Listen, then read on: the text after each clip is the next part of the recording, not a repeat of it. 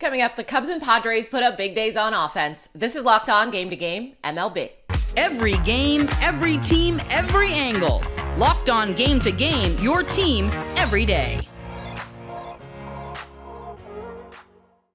Welcome in. You're listening to Locked On Game to Game MLB. Local experts join us every single day to recap all the action for you from yesterday across Major League Baseball. I'm your host, Kainani Stevens. Thank you for making Locked On your first listen every single weekday.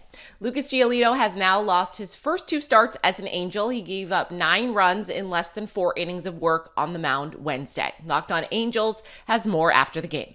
This was not the kind of start the Angels wanted from their big trade acquisition during trade season. What's going on, everybody? It's John Frisch, one half of Locked On Angels. Lucas Giolito surrendered 9 runs through 3 2/3 innings. He got through the first 2 innings just fine and looked good.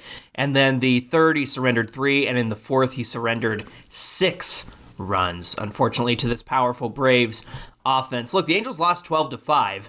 And it's frustrating because you think 5 runs is going to be enough to overcome a team like the Braves, but you can't go out there surrendering 9 runs and making your team have to claw their way back into this. The front office went out and addressed pitching, they addressed the bullpen, they addressed some position player needs, but the players have to go out there and they have to perform. I mean, the front office did everything they can except play the game for them, and so it's up to the Angels to get out there and perform, and that's what they have to do as they head home to face the Mariners on Thursday. We're going to talk about this one on Locked On Angels. Please join us. The Milwaukee Brewers committed 2 errors in the 9th inning, letting the Nationals come from behind to get a win in Milwaukee. Our Locked On Nationals host goes over a crazy way to win a game.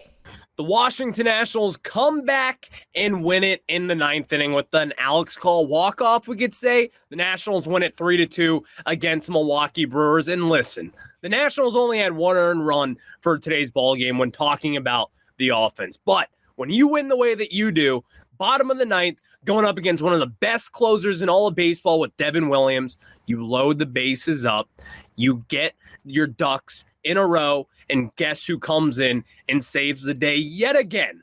It is Mr. Alex Call, my guy, right then, right there. What a game. I mean, simple as that. The Nationals, after the trade deadline yesterday, you trade away one of your best offensive pieces, and in today's game, the offense was the Milwaukee Brewers, and now we're on to Cincinnati. Gary Sanchez and Juan Soto led a big day on offense for the Padres, who beat the Rockies by 10 runs. Locked On Padres takes a look at the big win. A series victory. Very cool. What's up, everybody? Javier Reyes here, the Locked On Padres podcast. Good vibes for the Padres. Winning today's game 11-1. Say hi to Stitch over there. He's just hanging out, and he's enjoying the Padres right now because after yesterday's deadline, adding some depth, it's nice to see that they won last night's game and then they won this game by such an astounding score, 11-1. Gary Sanchez with multiple RBIs, multiple home runs on the day. Xander Bogaerts 3 for 5 with a stolen base as well. Just an overall, obviously, great offensive day. And considering that Joe Musgrove got scratched from his start and Nick Martinez had to start, and then Ray Kerr was sent in, really good stuff. Scott Barlow, another underrated acquisition. He also looked pretty good, too. Got a bunch of strikeouts. So, look, if the Padres are going to be still competing for this year and they are not going to sell Josh Hader or Blake Snell at the deadline, which they didn't, I think they made some good moves, and hopefully, if we saw what happened in this series and we saw what happened against the Rangers, they have the upside to potentially make a run. But what I think is the biggest thing is they did not mortgage the future. So even if this doesn't work, they're still going to be okay. I mean, that's the best part, is that they didn't blow anything up to go all in for this year. So the future's looking bright, even if they don't make the playoffs, and that's what I think the mindset for people should be. But until then, and until next time, stay faithful. Coming up, Julio Rodriguez fights for a Mariners win. This is Locked On Game to Game MLB. Today's edition of Locked On Game to Game is brought to you by Game Time. If you're like me, you decide last minute you want to go to a concert or a game, it shouldn't be really expensive and it shouldn't be difficult for you to do. That's where the Game Time guarantee has you covered. If you find the same tickets in the same row and the same section for less somewhere else, Game Time will credit you 110% of the difference. What you need to do is download the Game Time app, you create an account, and you can use our code LOCKEDONMLB for $20 off your first purchase. Terms apply. Again, you go create an account, redeem code LOCKEDONMLB. That will get you $20 off. Download Game Time today. Last minute tickets, lowest price guaranteed. Welcome back. You're listening to Locked On Game to Game MLB. I'm your host, Kainani Stevens. Julio Rodriguez helped the Mariners beat the Red Sox. He hit a go-ahead single and later stole home in the same inning. Locked On Red Sox has more after they took the loss on the road. Hi, Gabby here from the Locked On Red Sox podcast. What an absolutely brutal loss for the Red Sox today. It's just constantly up and down with this team. Riding high with a 3-0 lead. Cutter Crawford looked fantastic through 5 innings. I think today could have been a day to take a chance with him, bring him in for the 6th and see how he does. He's not used to longevity and stretching his starts out, but he had a good enough cushion where they could have tried to experiment with him pitching the 6th inning today. And if he gives up a base runner or two, then pull him. But John Schreiber pitched the 6th. He should not have been back out for the 7th inning. I'm not sure why Cora decided to use him for another inning. So that was the main issue with today's game, because he just didn't have it. And then it was just a complete bullpen implosion because Blyer also contributed to that. So rough loss, just bounce back at home. After allowing a pair of runs in the first inning, Garrett Cole was nearly perfect the rest of his start to get a win over the Rays. Our Locked On Yankees host has more after the victory. The Yankees played a complete game on Wednesday. I'm Stacey Gotsoulias of Locked On Yankees, and what I mean by that is the pitching did well, the offense did well, and they made some pretty good defensive plays. First up, Garrett Cole gives up a 2-run homer to Wander Franco in the first inning and then settles down and pitches 7 strong innings, only gives up 4 hits, those 2 earned runs, 2 walks, 8 strikeouts. Offensively, Anthony Volpe, 3 hits, including a 2-run home run in the 3rd inning. Stanton, 3-run home run opposite field, and then he also had an RBI single in the bottom of the 7th. Harrison Bader makes an amazing sliding catch at the wall. IKF threw 2 runners out at second. So again, strong pitching, good offense, good defense. This is the type of game that the Yankees should play on every screen in the clubhouse from now on to get them ready for the rest of the season. We will have everything you need to know about this game on the next Locked On Yankees and a brief preview of the series coming up with Houston. The Blue Jays scored 4 runs on just 3 hits, and they took advantage of a couple Orioles errors to beat Baltimore. Locked On Blue Jays tells you what to make of a gifted win. Hello, friends. Craig Ballard, Locked On Blue Jays. Toronto Blue Jays get the win 4-1 over the Baltimore Orioles on a Wednesday night in the 6th. They're now 2-7 versus the Orioles this season.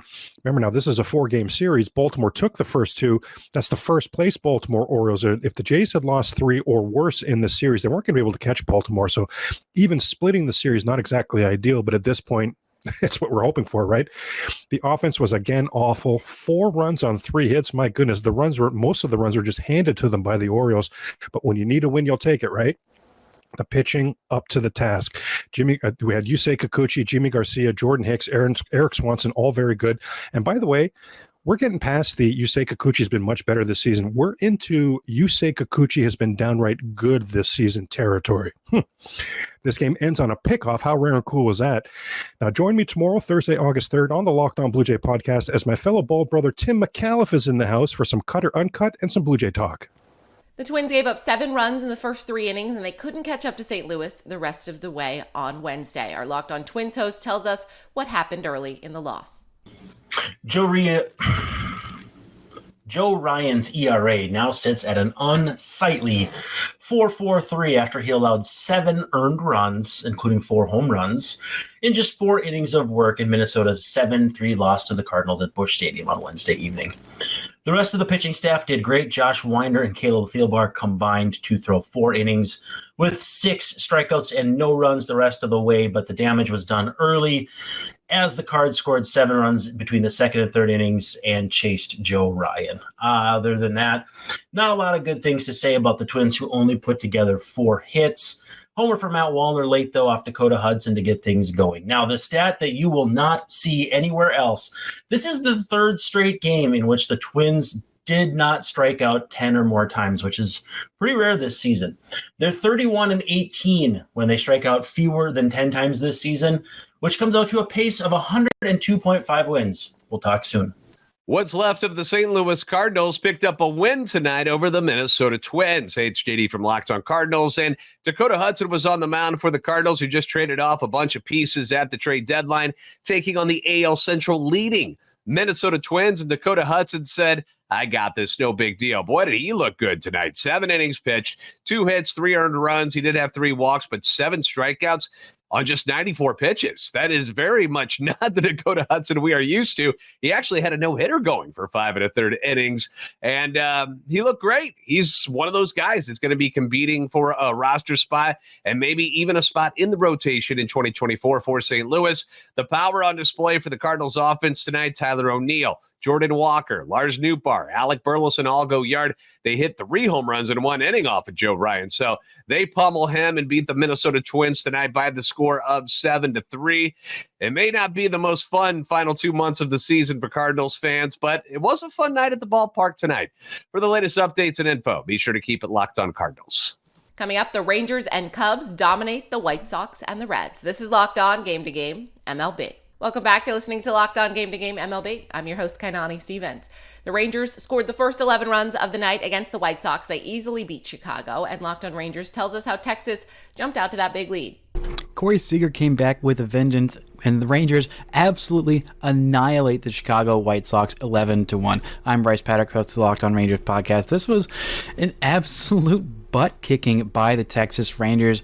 A great start, maybe the best start of Dane Dunning's career. 7 2/3 innings, just 3 hits allowed, 1 walk, 11 strikeouts, which was a career high. The only run came on a solo shot late in this one. Chris Stratton made his Rangers debut. Also saw the brief Rangers debut of Austin Hedges. Corey Seager hit his home run in his very first at-bat since coming off the 10-day IL. The Rangers got 3 home runs from this one from their infielders, 1 from Corey Seager, 1 from Marcus Semien, and 1 from Josh Jung. Just a complete blowout by the Rangers. Multi-extra base hit game from Josh Jung, who had been on a snide as of late. Good to see Corey Seager back in the lineup. The Rangers absolutely annihilate the White Sox and go for the sweep tomorrow with Max Scherzer on the hill.